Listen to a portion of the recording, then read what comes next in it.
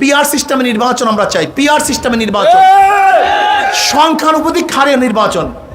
ব্যক্তিকে ভোট দিবে না, মানুষ মার্কায় ভোট দিবে। কিসে ভোট দিবে?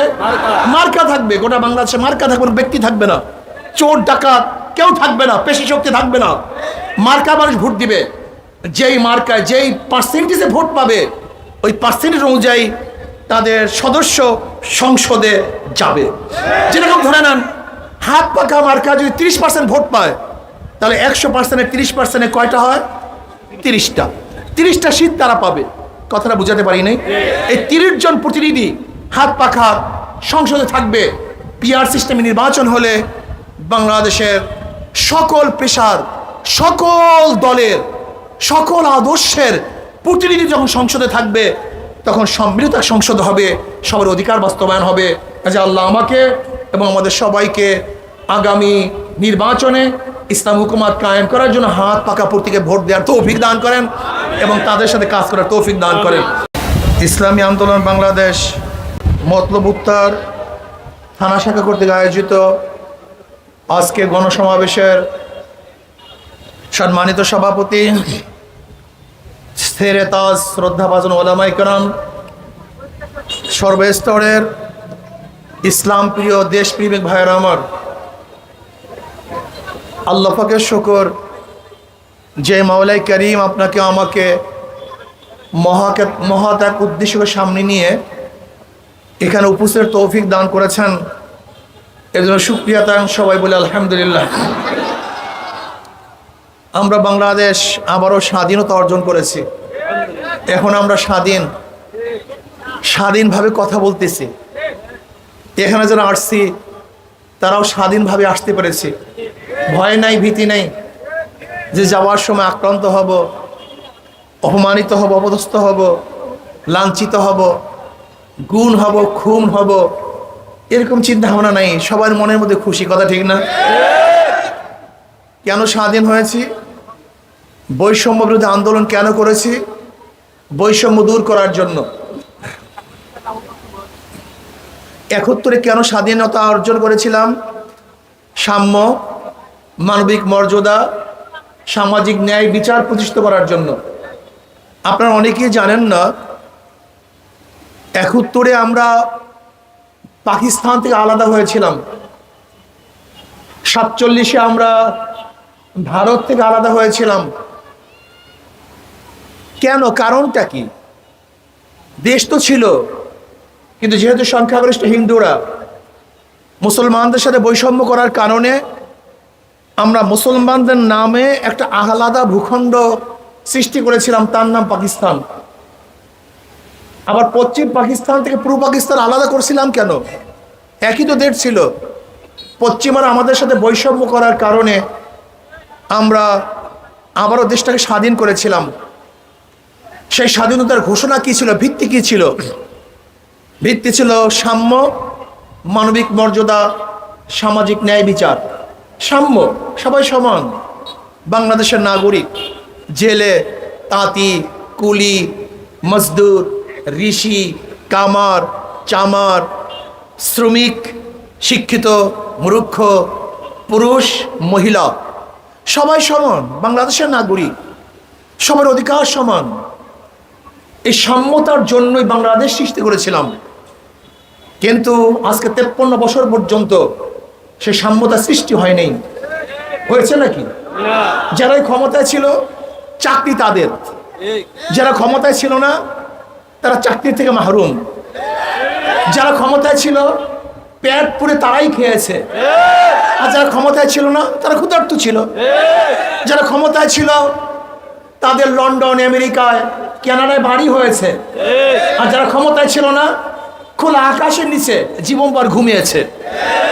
যারা ক্ষমতায় ছিল তাদের দস্তরখানে হাজার ডিজাইনের খানা ছিল, আর যারা ক্ষমতায় ছিল না আমাদের গরিবরা ডাস্টবিনে খাদ্যের জন্য কাক কুকুরের সাথে লড়াই করেছে। যারা ক্ষমতায় ছিল হাজারো খুন করলে বুক ফুলিয়ে মুক্ত আকাশে ঘুরছে, আর যারা ক্ষমতায় ছিল না জেলখানায় ধুকে ধুকে মরছে, ফাঁসির নথিতে ঝুলছে। এর নাম সাম্যতা? আজকে 53 বছর হয়ে গেল, এখনো যদি শ্রমিক তাদের অধিকার আদায়ের জন্য আন্দোলন করে, সংগ্রাম করে, তাহলে 71-এ কেন সংগ্রাম করেছিলাম? প্রশ্নের জবাব দেন। আজকেও যদি আমার বোন ক্ষুধার্ত থাকে, তাহলে 71-এ রক্ত কেন দিয়েছিলাম? আজকেও যদি আমার মা বোন ধর্ষিতা হয়, তাহলে আমরা কেন জীবন দিয়েছিলাম? এই প্রশ্নের জবাব দিতে হবে। আজকেও যদি আমার মারা ক্ষুধার কারণে তাদের বাচ্চাদেরকে বিক্রি করে দেয়, তাহলে এদেশের মানুষ এত শাহাদাত বরণ কেন করেছিল?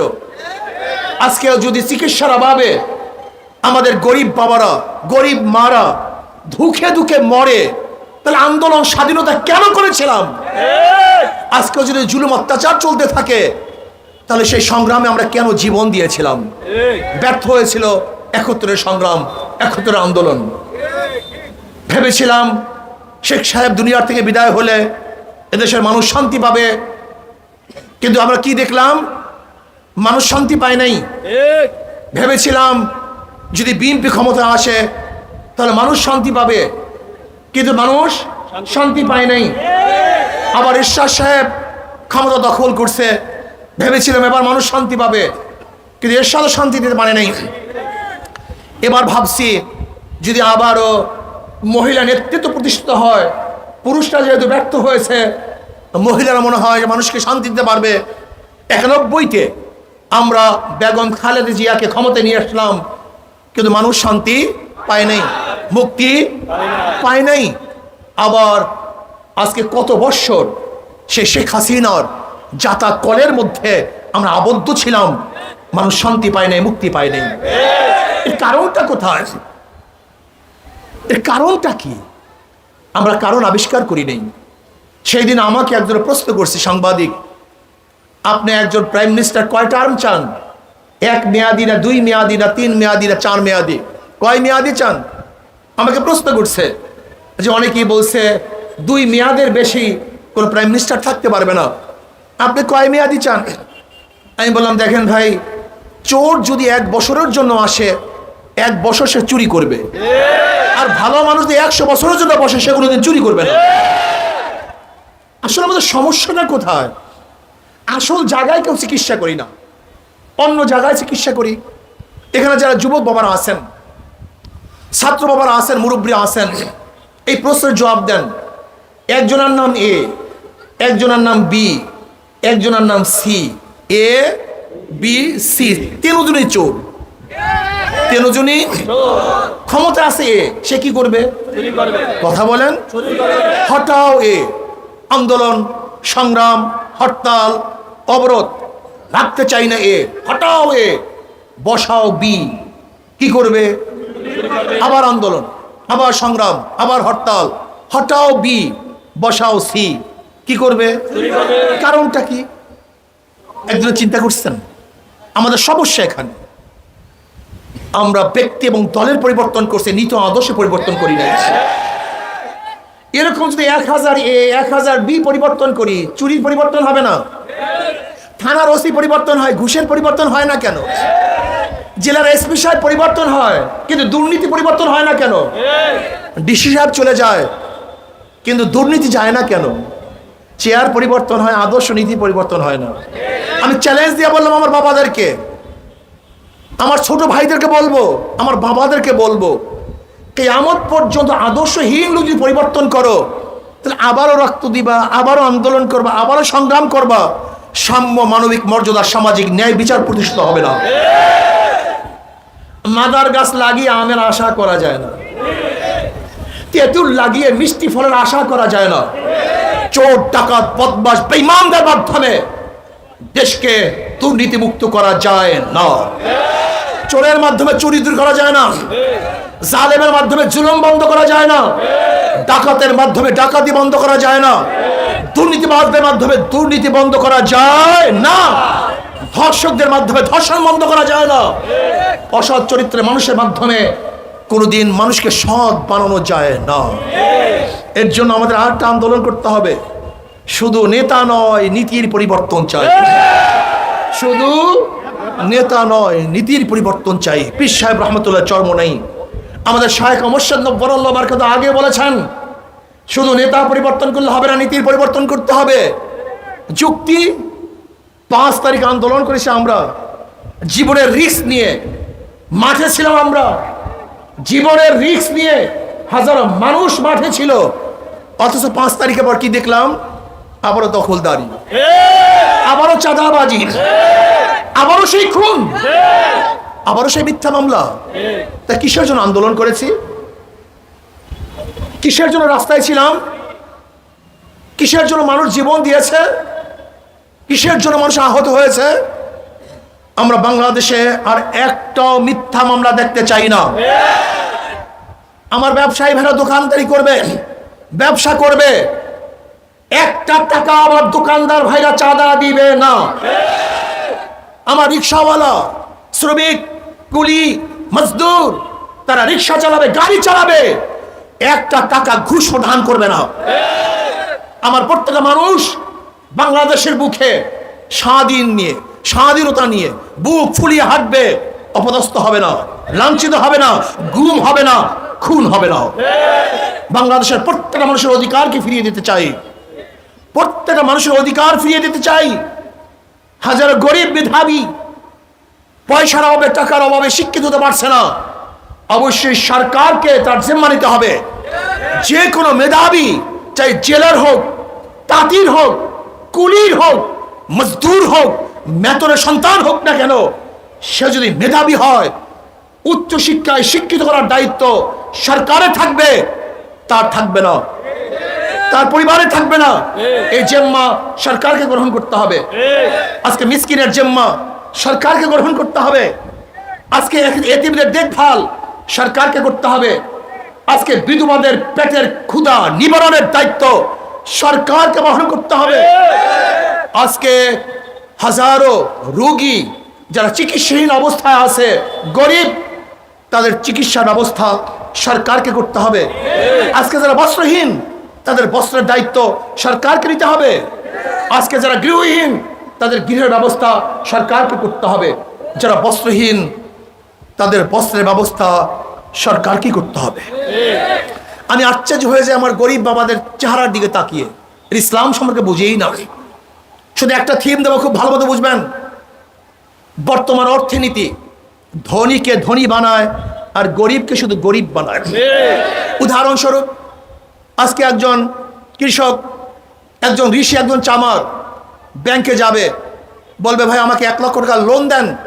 ব্যাংক কি বলবে? মর্গেজ আছে? মর্গেজ তো নাই। টাকা আপনার জন্য নয়।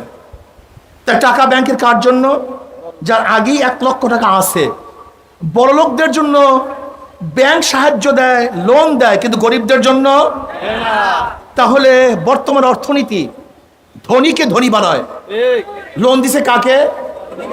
গরিবকে, ধনীকে। আগের থেকে 1 লক্ষ টাকা ছিল, ব্যাংক থেকে 1 লক্ষ টাকা দিছে, তার লোন মাফ করছে, তার সুদ মাফ করছে। তার বড় লোক 4 বার ধনী হয়েছে। আগের থেকে 1 লক্ষ টাকা আছে, ব্যাংক থেকে 1 লক্ষ টাকা দিছে, তার সুদ মাফ, তার ইন্টারেস্ট মাফ। আর গরিবের পেটের মধ্যে 5টা লাথি। আগের থেকে 1 লক্ষ টাকা ছিল না, 1 লাথি। ব্যাংক থেকে 1 লক্ষ টাকা দেয় নাই, 2 লাথি। তার ঋণ মাফ হয় নাই, 3 লাথি। তার ইন্টারেস্ট মাফ হয় না, 4 লাথি। আর যেই বড় লোককে মাফ করা হয়েছিল তার লোন এবং ইন্টারেস্ট, এই টাকাগুলি বাংলাদেশ সরকারে থাকলে, বাংলাদেশ ব্যাংকে থাকলে, বাংলাদেশের নাগরিক হিসাবে সেই গরিবদের একটা অধিকার সেখানে ছিল। কিন্তু বড় লোকদেরকে মাফ করার কারণে সে অধিকার থেকেও মাহরুম করা হয়েছে। কাজী গরিবকে কয়টা লাথি মারা হয়েছে? 5টা লাথি। এই বর্তমান অর্থনীতি ধনীকে ধনী বানায়, গরিবকে গরিব বানায়। আর ইসলামী অর্থনীতি কি? গরিবকে ধনী বানায় আর বড়লোককে সাম্যতা দান করে। আজকে দেখেন জাকাত কাদের জন্য? ধনীদের জন্য, গরিবদের জন্য? ফাতরা কাদের জন্য? ধনীদের জন্য, গরিবদের জন্য? ওসর কাদের জন্য? গরিবদের জন্য, ধনীদের জন্য? দান কাদের জন্য? ধনীদের জন্য, গরিবদের জন্য? ইসলামের গোটা অর্থনীতি ধনীদের, গরিবদের জন্য, বড়লোকদের জন্য নয়। আমি চ্যালেঞ্জ দিয়ে বলতে পারি, যদি এদেশে ইসলামী অর্থনীতি অ্যাপ্লাই হয়, আগামী 5-10 বছরের মধ্যে বাংলাদেশের প্রত্যেকটা গরিব গরিব সীমার, দরিদ্র সীমার উপরে চলে যাবে। একটা গরিব থাকবে না বাংলাদেশ, আমি চ্যালেঞ্জ দিয়ে বলতে পারি। কিভাবে বলবেন? আপনি জানেন আজকে বাংলাদেশ থেকে 14 লক্ষ কোটি টাকা পাচার হয়ে গেছে। 14 লক্ষ কোটি টাকা।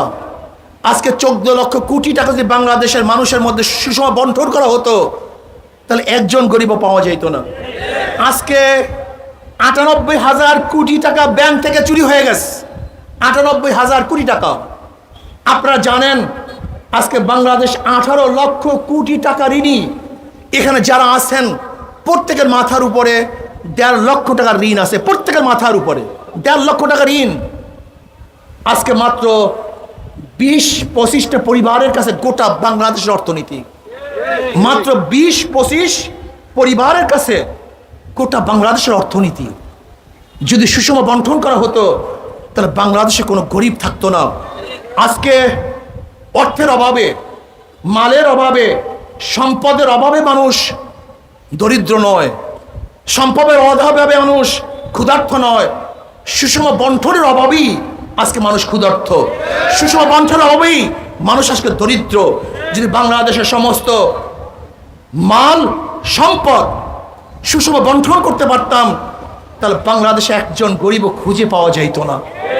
কিন্তু আমি বিশ্বাস করি না, আমি বুঝতেই পারি না আজকে মুসলমানেরা কি ইসলাম কেন পছন্দ করছে না, ইসলাম কেন করছে না। এরা ভয় পায়, হুজুর আমি গাঁজা সেবন করি, আমার গাঁজার অবস্থাটা কি হবে?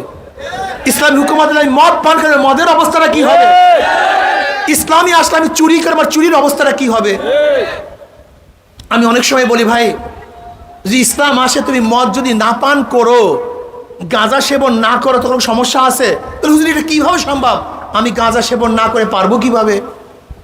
আমি বললাম দেখো তুমি গাঁজা শিবি, তুমি কি মসজিদে গিয়ে গাঁজা সেবন করতে পারবা? বল না হুজুর তা তো পারবো না। আমি বলি কেন? বলে হুজুর সেখানে পরিবেশ নেই। আমি বলি ইসলাম হুকুমত আসলে বাংলাদেশটা এমন একটা পরিবেশ সৃষ্টি হবে যেখানে গাঁজা সেবন করতেই পারবা না, মদ পানি করতে পারবা না। তা তোমার সমস্যা কি বলো? হুজুর তাই তো সমস্যা নেই। আমি বললাম ইসলামী ফুবিয়া তোমাদের মাথার মধ্যে ঢুকছে, ইসলামের দুশ্মনরা তোমাদের মাথার মধ্যে ঢুকানো হয়েছে যে ইসলাম আসলে আমরা কি করব, সবাইকে জোর করবে, মহিলাদেরকে বস্তাবন্দি করবে, মহিলারা শিক্ষিত হতে পারবে না, হাজারো সমস্যা তোমাদের মাথার মধ্যে ঢুকানো হয়েছে। ইসলাম আসলে তুমি জানোই না গোটা বাংলাদেশের মানুষগুলি জান্নাতের মধ্যে বসবাস করবে, গোটা মানুষের অধিকার প্রতিষ্ঠিত হবে, যুবকরা তাদের অধিকার পাবে, মহিলারা তাদের অধিকার পাবে, মুরব্বীরা তাদের অধিকার পাবে, জেলে তালিক তাঁতি কুলি মজদুর প্রত্যেক অধিকারকে বাস্তবায়ন করবে। এর নাম ইসলাম, এর নাম ইসলামী হুকুমত, যেখানে জুলুম থাকবে না, অত্যাচার থাকবে না, চুরি থাকবে না, ডাকাতি থাকবে না, অবিচার থাকবে না। সমস্ত মানুষ ইনসাফ ভিত্তিক চলাফেরা করবে, ইনসাফ ভিত্তিক বিচার হবে। কাজে আসো, আমরা সবুজ বাংলা দেখেছি, সোনার বাংলা দেখেছি, নতুন বাংলা দেখেছি, ডিজিটাল বাংলা দেখেছি। এবার আসো আমরা সবাই ইসলামী বাংলা দেখতে চাই। কি রাজি আছে ভাই? সময় ইসলামী বাংলা দেখার জন্য কে কে রাজি? নারায়ে তাকবীর, মাশাআল্লাহ মাশাআল্লাহ, আলহামদুলিল্লাহ। ইসলামী বাংলা দেখতে চাই। ইসলামী বাংলা যদি হয় তাহলে প্রত্যেকটা মানুষ সুখী হবে, শুধু মানুষ নয়, প্রত্যেকটা মাখলুকাত সুখে শান্তিতে বসবাস করতে পারবে। এর জন্য আসো, আগামী নির্বাচন আসতেছে, আজকে হোক কালকে হোক, একদিন না একদিন নির্বাচন হবেই হবে। এখন থেকে প্রস্তুতি গ্রহণ করো। আগামী বাংলা হাত পাখার বাংলা, আগামী বাংলা ইসলামের বাংলা, আগামী বাংলা মুসলমানদের বাংলা, আগামী বাংলা মুত্তাকিনদের বাংলা, আগামী বাংলা যারা জুলুম অত্যাচার অবিচার থেকে মানুষকে হেফাজত করতে চায়, এই বাংলা তাদের বাংলা হবে। আগামী বাংলা গোটা বাংলাদেশের মানুষের জনগণের বাংলা। আজ আসুন আমরা সবাই সম্মিলিতভাবে সেই শান্তিময় ইসলামী এক বাংলা গঠন করার জন্য আজকে থেকে চেষ্টা করব। আল্লাহ আমাকে এবং আমাদের সবাইকে কবুল করে নেন।